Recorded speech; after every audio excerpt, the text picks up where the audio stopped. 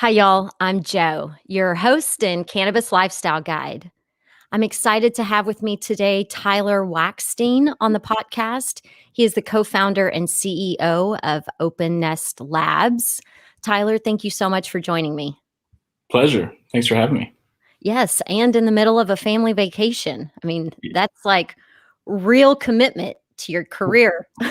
Well, it's like, with this new future of work, you're always on, and wherever it's what's awesome about it is I can be on a family vacation right now and still be very plugged in and just as effective as I was at the office.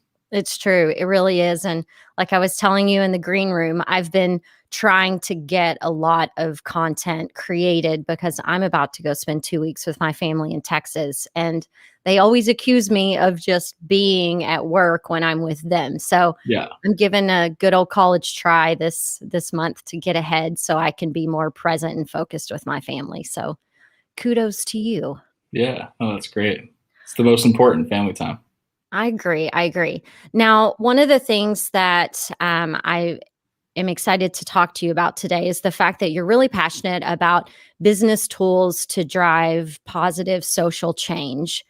And, that's one of the things that you and your co founders and team have done with OpenNest Labs is creating a space where you can take brands at any stage and, incubate, accelerate, or advise them based on the wealth of knowledge that you all have. So, talk to me a little bit about like what drove you to be passionate about helping cannabis brands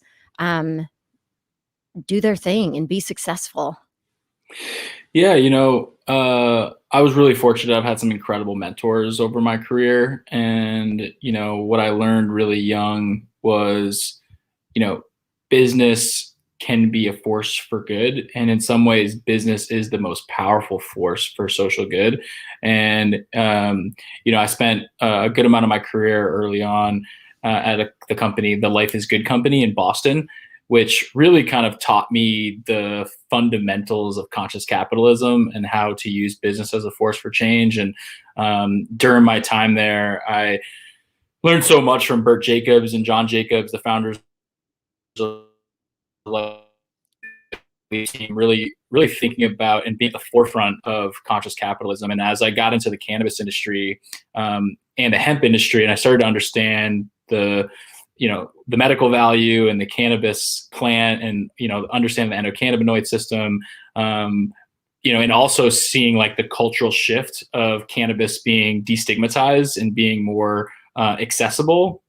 I found that, this is where the industry is going, and this is where what consumers demand is brands with a conscience, brands with a backbone that do things the right way and don't just talk the talk but walk the walk. And so everything we do at OpenNest Labs is really about how do we put together the fundamentals of what it takes to be a good business, whether you're in cannabis or whether you're in tech or whether you're in traditional CPG or healthcare or any other industry. There's basic principles that are agnostic that you can bring to every industry. And so we bring those best practices of conscious capitalism to everything we do at OpenNest. I love that. And it's so true. People that are looking to break into the cannabis industry and they're like, well, I don't know anything about cannabis. I'm like, but if you have good business sense and Totally. acumen for being a leader, then you can totally make your mark in the cannabis space.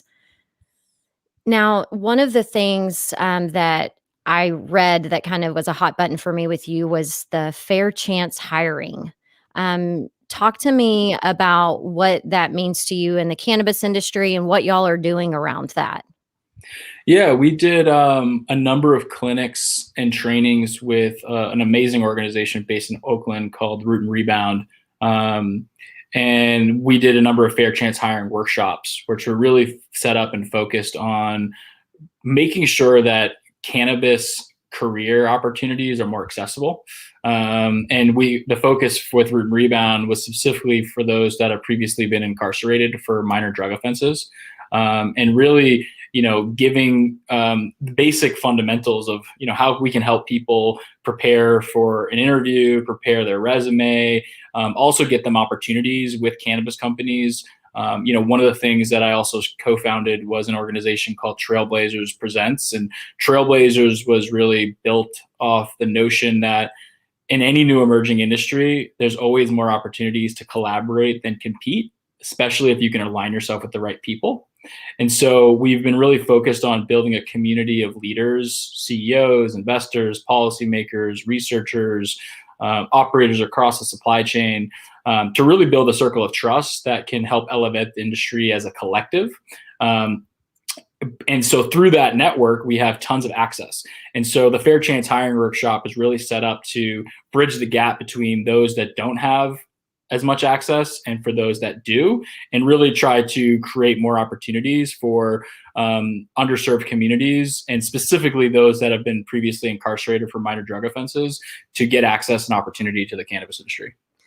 That's very important. And it's also such a, it just speaks to the importance of networking and connection and collaboration, because, the more diversified your circle is, the more interesting things you can end up doing. And, I was labeled bossy as a young girl, and I have been a leadership nerd my whole life. And, one of the things that I see a lot in the cannabis space is people becoming accidental leaders. They have a great idea. They want to like start the loudest person on business. Twitter. Well, it's like they become leaders. They don't necessarily have the skill set for it, but Yeah. they had a great idea and founded a company, and now they've got people underneath them.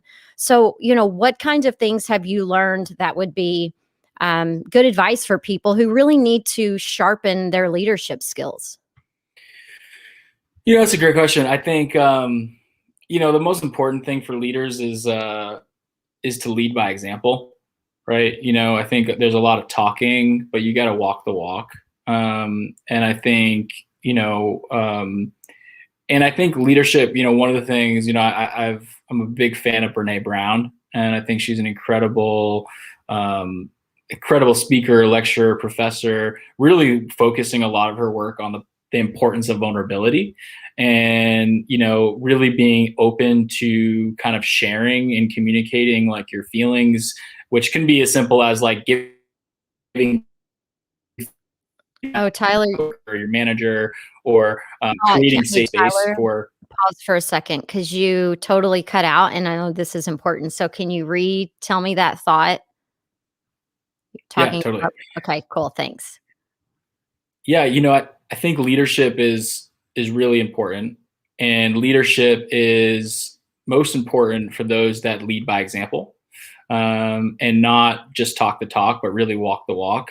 And I think one of the most important conversations that I think is critical is,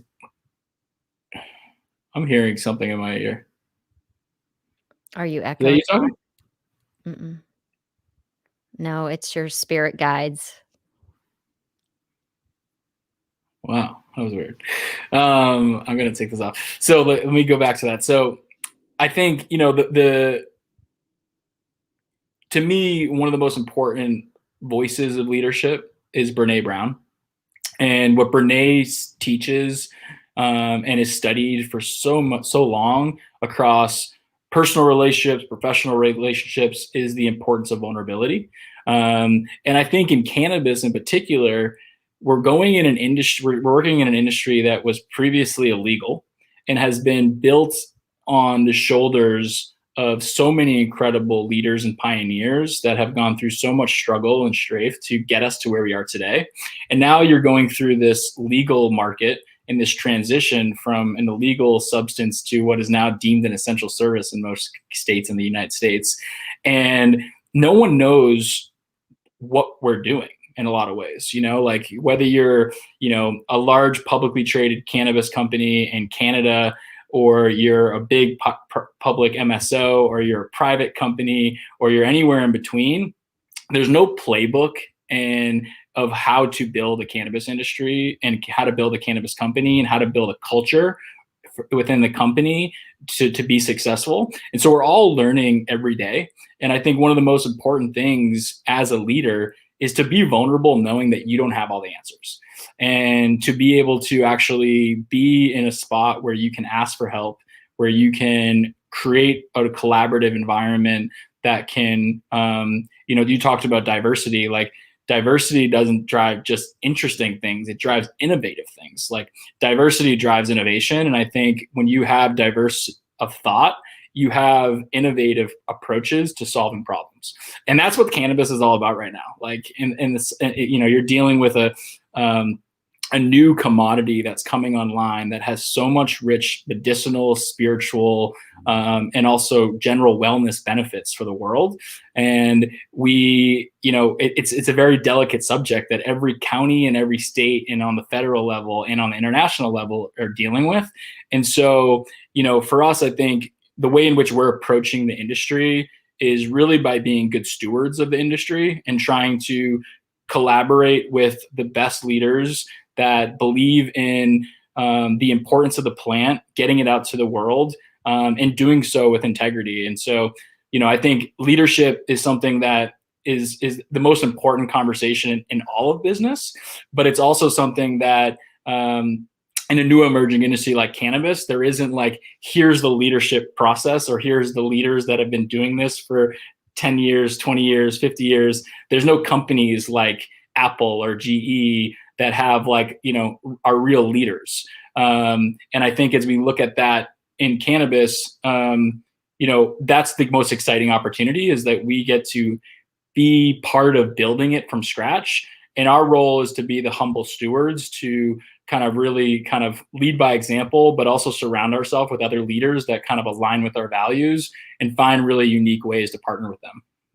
I agree. And, the one thing that I will add on top of that is, with the vulnerability piece of it, I want a leader in the cannabis space who has a relationship with cannabis. Totally.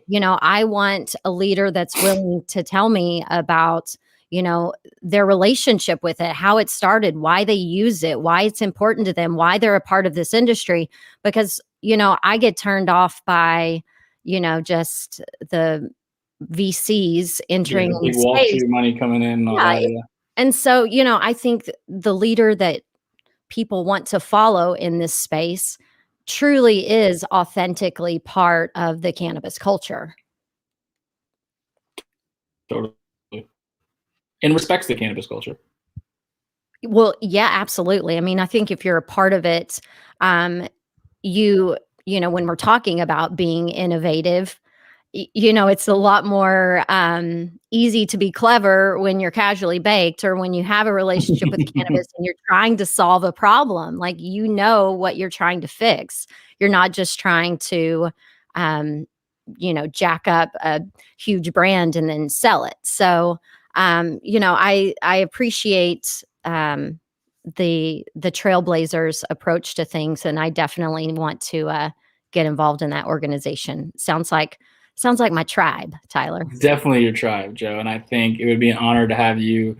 Our next event, we just did an amazing event in Sedona, at the Enchantment Resort, where we were, kind of in this beautiful spiritual canyon, Boynton Canyon in Sedona. And, if you've been to Sedona, like, just the spiritual energy of the Red Rocks and, the indigenous wisdom of that land. And we had a beautiful gathering, which was really nice, just to get community back together, and be around people that you love and people that you don't know that have a lot of same values. And so it was a really great event. And our next event is going to be in October 11 to 13 at the Ojai Valley Inn in Ojai, California, which is another beautiful resort. And, our goal of those events is to do a lot. I think what you do and evangelize through your podcast is, just create a collaborative environment where we can bring leaders in a place where they can put their guards down and really connect. It's not like we're in this boring kind of convention center or, hotel lobby. We really try to create really, take people and curate and produce experiences at really inspirational settings that allow people to, not only professionally connect, but more importantly, personally connect. Because if you can build friendships with people and you can connect on that level, then the business stuff becomes easy. Absolutely. When I left corporate, I was a marketing director for a big real estate developer. And, I gave away my things and sold my car, moved to Italy, and I took a midlife retirement to figure out what I wanted to do with my life. I was like, I picked the wrong dream. Let's have a do-over. And it was so important to me that my work was play Mm-hmm. because, we spend so much time working that I'm like, I want to enjoy my friends. So I want the people that I work with to be people that I like. Totally. And, when we're talking about giving advice to people, one of the things I always say is be somebody that you want to hang out with. 100%. Just, show up and be fun, be practical, be kind, be compassionate, have good ideas, listen more than you speak. All these things make us. And your vibe attracts your tribe, right? Like, what you put out in the world is what you put in, what you get back. And, I'm a true believer in the power of manifestation and like energy and, the quantum realm of like, your thoughts are your reality. And so that goes to, well, my mom used to say at a very young age, like you are who you surround yourself with. Right. And like, if you look at your 5 closest friends or 5 closest, and usually you spend more time, to your point, with people you work with than maybe your friends per se. And so when you start to think about who are you spending the most time with, that's who you are. And so like making sure that, your vibe is attracting your tribe, or your tribe is what you want your vibe to be, is critical to finding that harmonious balance between, work and life. And, I never really kind of was a strong believer in the work-life balance kind of notion, because I always think like work should be a subset of your life and it should serve your life. And when it's serving your life properly, then there's this really unique balance where like I'm on a family vacation right now, but I'm excited to be talking to you because this is what I love to talk about. This is what I love to do. And I think that's where, when you can blend that kind of harmoniously, that's when, a lot unlocks. Yes, that's where the magic happens. Totally. So let's talk about radical transparency, Mm, because I think mm, that's another big part of not only leadership, but conscious capitalism and being a business that you can be proud of. totally. So tell me what you guys are doing at OpenNest Labs and how you help people achieve that. Uh-oh, you're frozen Yeah, with your head it's caught. Oh, there you are. Okay. I'm back. It's so cool that we can be doing these podcasts like remotely, but there's also like so many variables that we have to play with constantly. Um, but radical transparency is critical in my opinion, and it's what customers demand, it's what employees demand, it's what investors demand. It's what your partner, it's what my wife demands out of me. I think like that is like I think it's a fundamental value that is embodied in everything we do. So whether it's having team meetings and giving our employees and our ecosystem of partners across the portfolio access and insights into what's happening, so they can contribute. Whether it's communicating transparently and directly with all of our investors, or if it's like a value of the brands we're building. One of our brands that's really our flagship brand that we incubated is a company called Uniletric, and Uniletric was really designed to bring radical transparency to the flower buying market. When you walk into a dispensary today, you're kind of overwhelmed sometimes by the amount of packaging and branding and all the different things that are coming at you. But for me, when I walk into a dispensary, what I'm wondering is like, who grew this flower, and where did they grow it, and what is the story behind this strain? Let alone what is the story around this box? And so when we looked at that as like a problem we wanted to solve, we built Uniletric with this kind of this messaging of like premium flower that's fairly priced, that brings radical transparency to the flower buying market and really puts the farmer at the center of the story. We believe the cannabis farmer is the next celebrity chef. and the opportunity to really put them in the center of the story and really give them attribution to all the incredible work. Like there's real craftsmanship that goes into cultivating cannabis. And Absolutely. it's, you know, anyone who enjoys cannabis understands the craftsmanship of the steps it takes over, you know, the 8 to 9 week cycle of, you know, taking a clone or a teen into harvest. And that whole process is such a beautiful process that is so like well cared for by people that don't get enough spotlight. And so like for us, when we built Unelectric as a brand, you know, we really kind of built it on the foundation of radical transparency. And we do that with every one of our brands as well, you know, whether it's on our hemp side, when we're doing things around, you know, radical transparency of our supply chain partners. But I think, you know, it's just a fundamental part of everything we do. And I think if you look at any other traditional CPG category, consumers care where the product comes from, that it's high quality, that it's sustainably grown, that the employees that are caring for that product are well taken care of, and well paid for. And I think, you know, those are just fundamentals that are critical to everything that we do. But I think what we've done with Unelectric really brings that to life in a whole new way that's getting a lot of traction in the market, and we're really excited about that. Yeah, and I hear you say that it's fundamental, but I feel like it's not fundamental to a lot of people. No, Like I was just a guest on a podcast yesterday, and I'm like, I am so sick of hearing that. Well, it's cannabis is cannabis, you know, like no. somebody having multiple strains and putting it all in the same jar. And it's like, what? It's just cannabis. And I'm like, no, it's not just cannabis.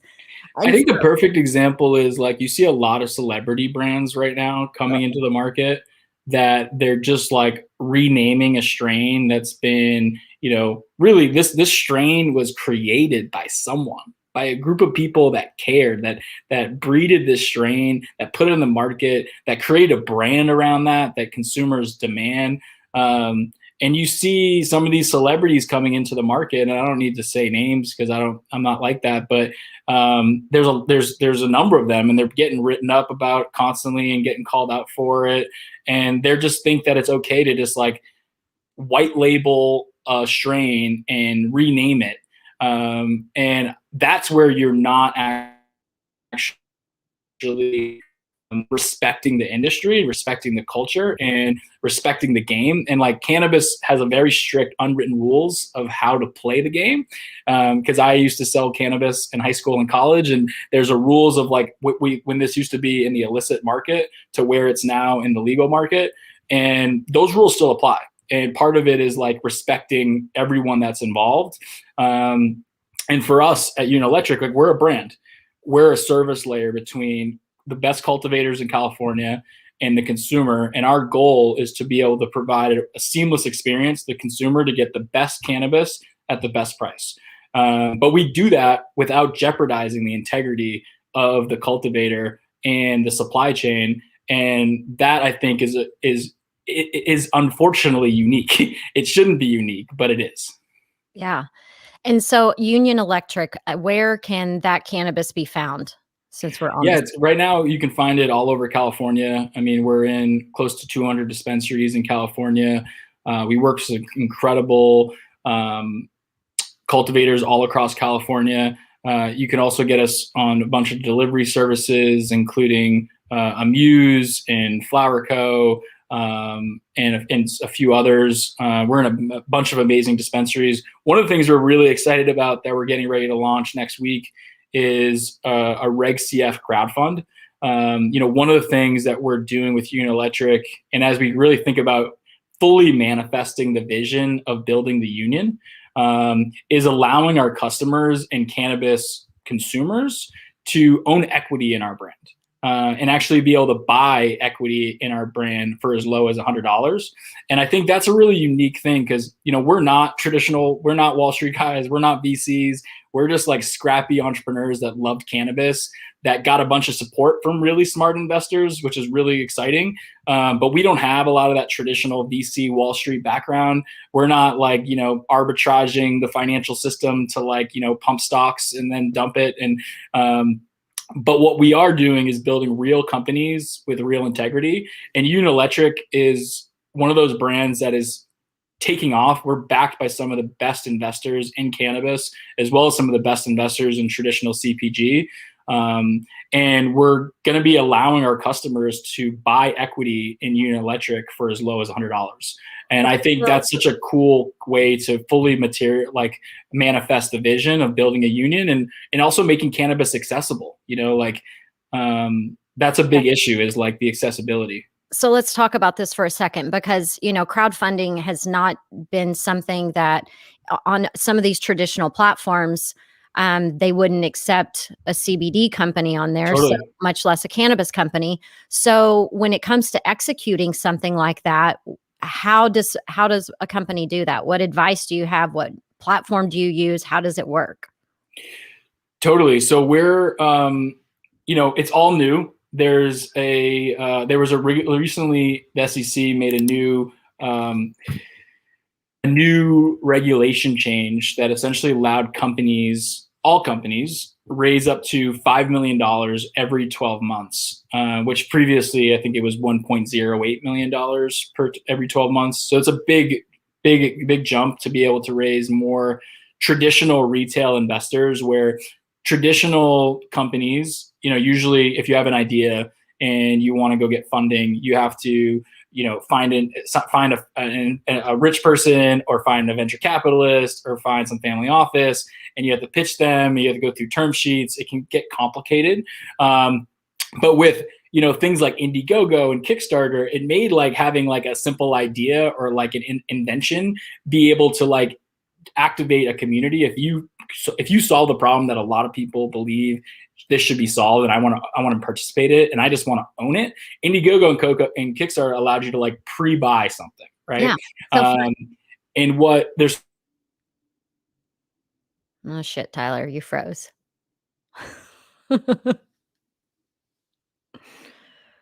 Oh, you're gonna have to repeat is that. the Tyler, I'm really sorry. You're gonna have to repeat all of that. You were totally frozen.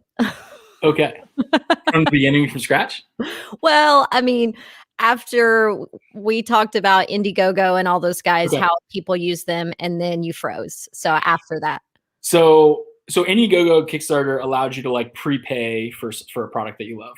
What Republic allows you to do is own equity in a private company, which is, this is usually historically you would have to be an SEC kind of accredited investor to be able to invest in private companies. Or you can invest in publicly traded companies, of course, on, Robinhood or E-Trade, or, through any sort of means.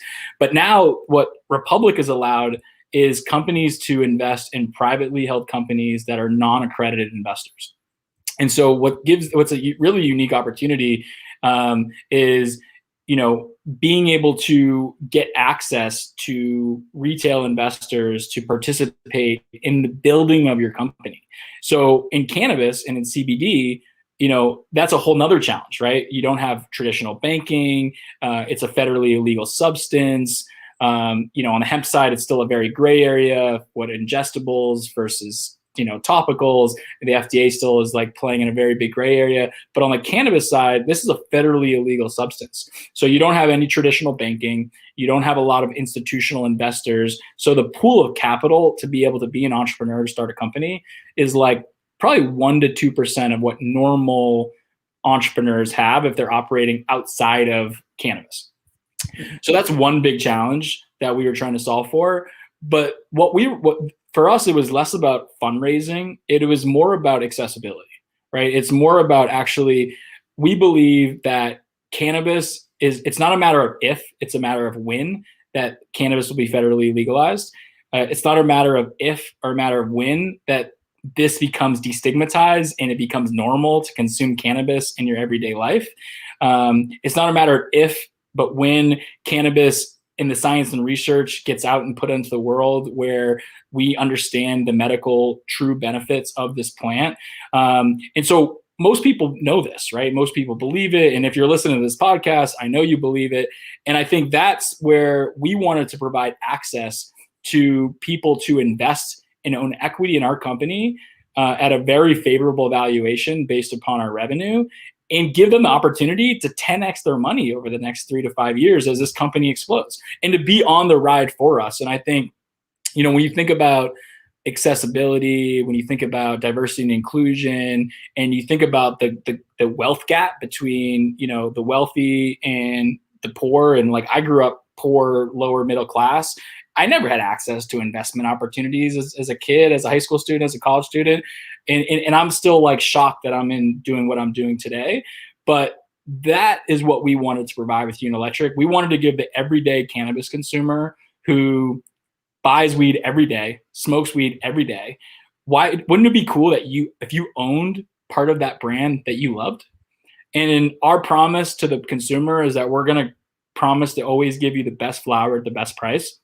And we're also rolling out a number of other products, including gummies, maybe even a beverage. We're looking at maybe a Electric beer.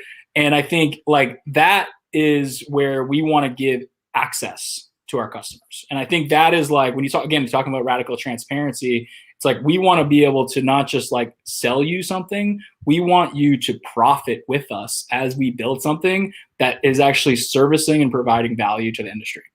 Yes. When you're buying that weed, you're investing in yourself. Totally. Exactly. It's so good. I mean, yeah, we've got REI, being members of the co-op, and 100%, which I've been forever. Yeah. I mean, why not? This is such a great idea. I love that. And, when you talk about the research and education, you are part of the Holistic Research and Education Foundation.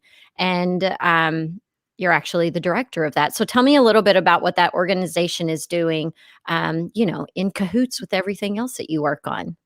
Yeah. So, within OpenNest, we're doing stuff on the THC side, and we're doing stuff on the hemp side. When we think about our partnership with Holistic, and I'm very honored to be a board member of that organization, for us, it was like, how do you bring, again, radical transparency and collaboration to the research and science development process, and bring accredited academic institutions like UCLA, UC San Diego, University of Utah, Harvard, Columbia, Oxford, some amazing organizations, which are all part of this consortium that the Holistic Research and Education Foundation has built, was how do you democratize access to research and development? When as part of Trailblazers and being stewards of that community, we get a lot of access to a lot of interesting people. And so we're talking to, the executive team at Canopy Growth, or we're talking to the executive team at Tilray, or we're talking to the executive team at Charlotte's Web, or we're talking to the executive team of all these interesting companies that have all this capital, right? Have all these goals of, finding out more research and understanding of cannabinoids, what I call cannabinoid cocktails. What are the right formulations of these cannabinoids to give you the unique and exact consistent experience at the right dosage? How do we educate consumers around that? But a lot of the companies, I'd say, that are backed by investors have real profit driving their interests, right? And that is, how do we own this IP? How do we patent this formula? How do we patent this cannabinoid? And that is not how this industry should be built. And that is not how this industry should service the consumer or the patient who cares and needs this plant to increase their quality of life. And so the Holistic Research and Education Foundation was really developed and built and created by an incredible leader, woman named Pauline Thorgood, and an incredible team around her. But Pauline is really the force behind the organization. And they've funded over $6 million of human clinical trials with cannabinoid-rich therapeutics. And that is all about, how do we put information in the public domain, right? How do we put this information in the public domain so that the whole industry can elevate? Because if the whole industry elevates, then we all have unique opportunities as business leaders to take that information and build really high quality, high integrity, conscious businesses around it. And so my work there is, I'm a board member, and I support with fundraising. I support with strategic partnerships. I support by being an evangelist, by educating people when you give me an opportunity to talk about it. But Pauline is really the force behind that organization. And she's an incredible leader with incredible passion of just putting more information about cannabis and cannabinoids and the endocannabinoid system and how it can work with us in harmony in the public domain through this consortium of academic institutions. It's so important. And I appreciate that y'all are doing that, because it is true. The more you're in the industry, the deeper you get, the more knowledge you acquire. And it's our responsibility to share that with the world. Like Mother Nature is all about open sourcing. And Totally. so, we can't, it does boggle my mind that people, try to patent cannabinoids and, it's just ridiculous, the things that happen when you have money and you are a big pharmaceutical company. So having, resources like the Holistic Research and Education Foundation, where small businesses who have great ideas or a smart PhD who's just dipping their toe in cannabis can go to, really open source is just the word that keeps flowing through my brain. Get this information, and because we aren't competing when it comes to cannabis, we're part of a collective community that's trying to bring about positive change in the world and give people a whole plant option to all of the pills that they've been, shoved down their throat for all of these years. Yeah. And I think, Pauline has actually gone, there's been so much lobbying against cannabis over the last 50 plus years, right? Where the big pharma, hasn't allowed cannabis research to actually be done. Historically, really probably before 2018, from like the 60s to 2018, the only cannabis that was being studied was coming out of Mississippi, and it was like moldy swag weed, right?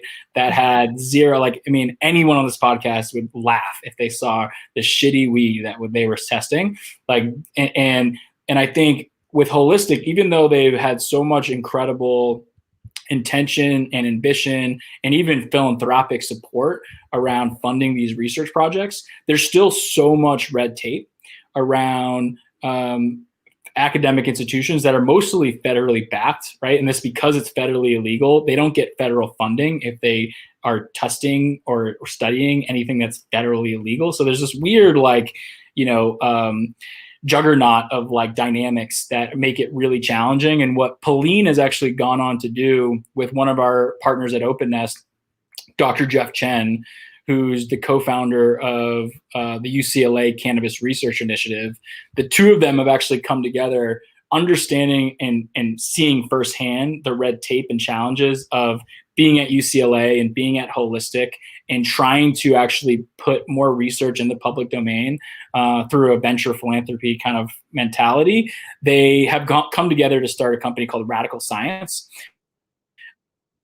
which is an incredible B Corp, which we are honored to be partners of, that is really focused on democratizing clinical trials around cannabinoids. So how do we actually direct to consumer test, hey, what does 5 milligrams of a full spectrum CBD oil do for you? What is 20 milligrams? What is the difference between full spectrum and isolate?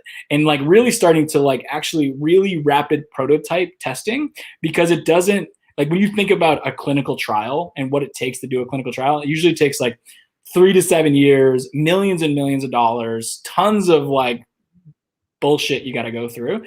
And they're actually just trying to cut through and simplify the process in a radical, transparent way, going back to radical transparency. And so Radical Science is another amazing organization that I suggest people check out if they're interested. Radical spelled L-E instead of A-L, and radicalscience.com. And they're just an incredible organization. And so that's what Pauline's now really focused on that. We're still very involved with Holistic and still pushing forward. But it's really frustrating when you have so much good intention and you put so much of fight in to try to do research with some of these academic institutions, and it just takes forever. And you're just not getting the input that we want. And it's simple. Like, we just want to know, how much CBD should I take for pain? How much CBN should I take for sleep? What type of entourage effect for this strain of cannabis, whether I consume it in an edible format or in a tincture or in a flower or vape pen, how do I make sure I'm going to get the same experience? It's simple stuff that we're looking for that we just can't solve. And so I'm very bullish on radical science being able to really go at those problems head on. And that's where a lot of our focus as an organization at OpenNest is now focused on. The research side is via radical and via holistic, but a lot of it's through radical now. I appreciate that. And you brought up several things during this last little bit that, we talk about people lobbying against cannabis. And right now, everyone's really pushing for federal legalization. But with all of these anti-cannabis lobbyists being the pharmaceutical company and even the alcohol company, I have friends that are high up in the alcohol industry, and they talk about laughing at dinner parties with their lobbyist friends saying cannabis is going to be legal when we say it's going to be legal.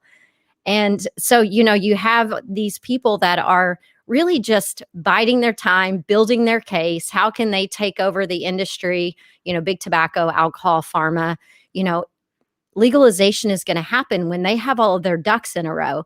So I'm really at a point now where I'm less worried about federal legalization and more concerned with how can we be very clever to, in the right now, with things like you're talking about with radical science, to just continue to push forward even when there's so many brick walls in front of us. Like, we just got to keep climbing them.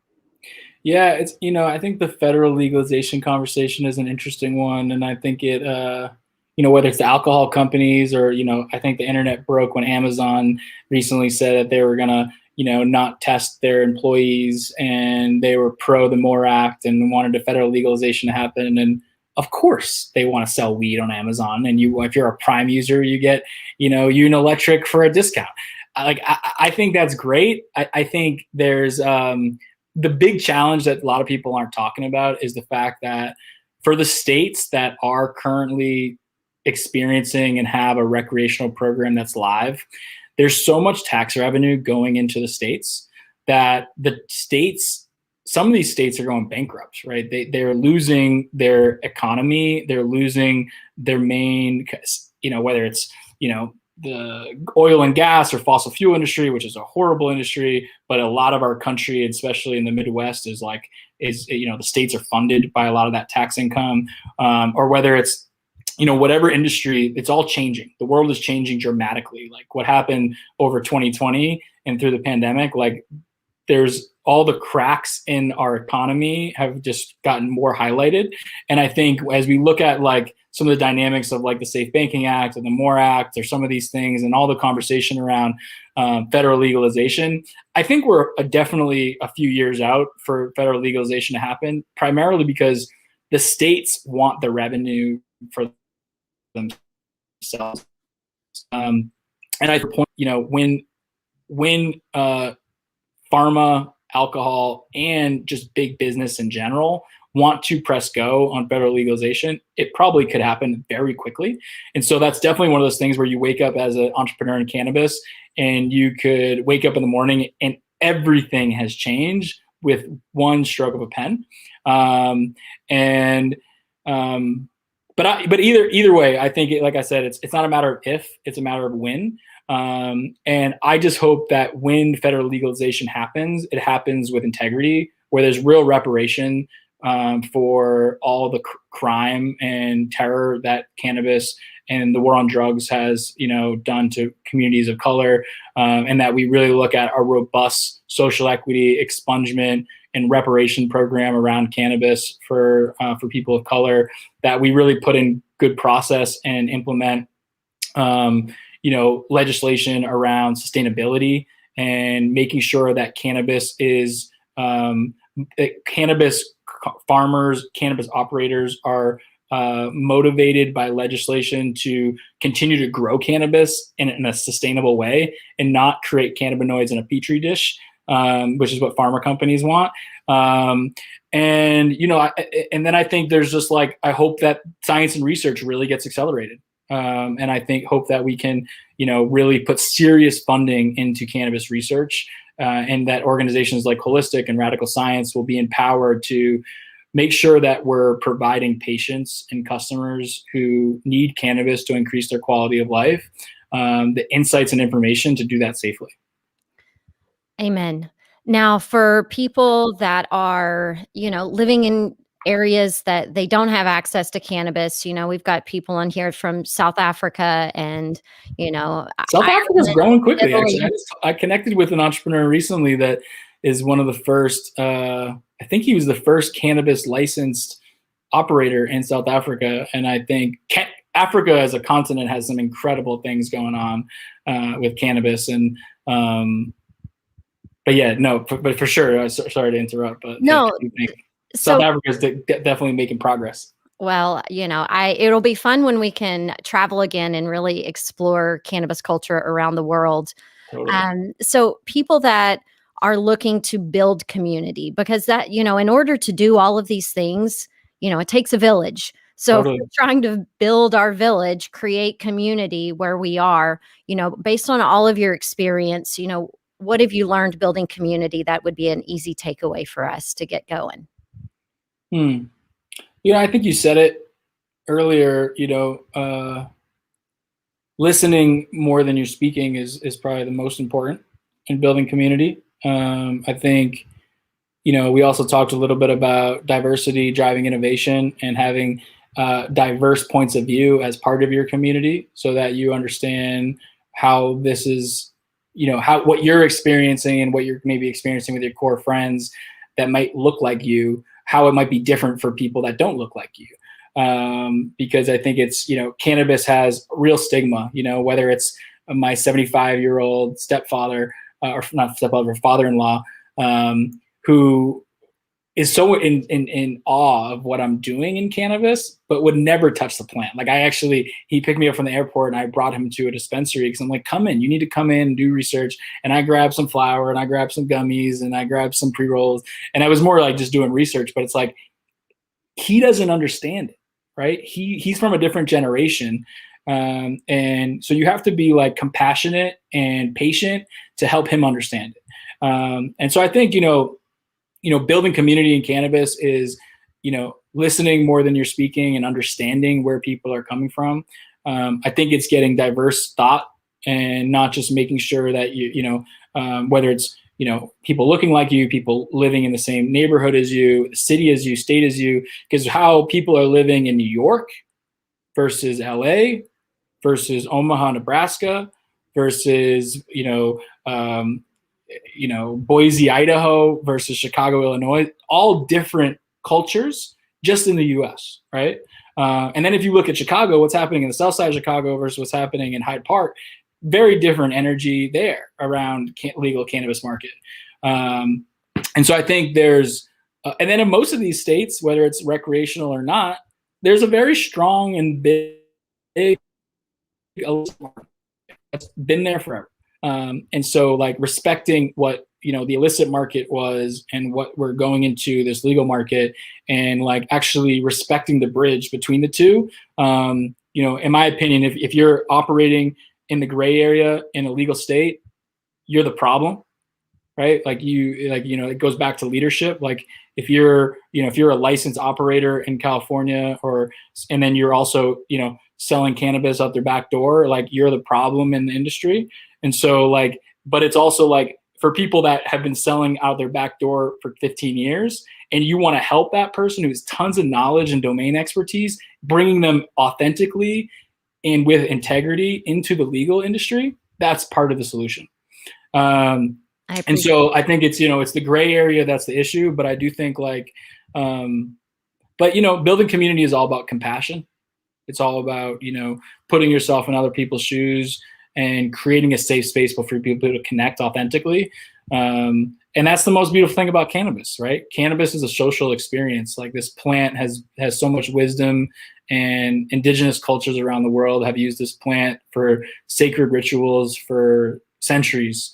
And I think, making sure you're always recognizing and respecting the plant for what it has been and what it always will be, is probably some pieces of advice. I dig it. Thank you. So if people want to connect with you offline on social, how do they find you, Tyler? Yeah, I'm usually a ghost. I try to stay off the internet as Good much as for I you. can. But yeah, you can find me on LinkedIn, Tyler Wakstein. You can find me at OpenNest, Unelectric, opennest.co, unelectric.co. I'm on Instagram at Curious Farmer, which my handle was kind of made up when I started farming in Vermont with some amazing friends who created a beautiful, who kind of revitalized this old historic goat farm in kind of central Vermont, and started growing hemp. And I've been honored to be an investor and early partner in that business. And when I started with them, I changed my Instagram handle to Curious Farmer, because I'm just so curious about the plant. I'm so curious about the process of the plant. So yeah, you can find me on Instagram on Curious Farmer, which is mostly just cute pictures of my son, and the fun life that I try to live, where I balance work and play. All right. Well, speaking of, I'll let you get back to that family time. I appreciate you hanging out with us today and talking about cannabis leadership and open sourcing education in the space. It's so important. So, and everybody out there, thanks for hanging out. Appreciate it, Joe. Thanks so much for having me. Absolutely.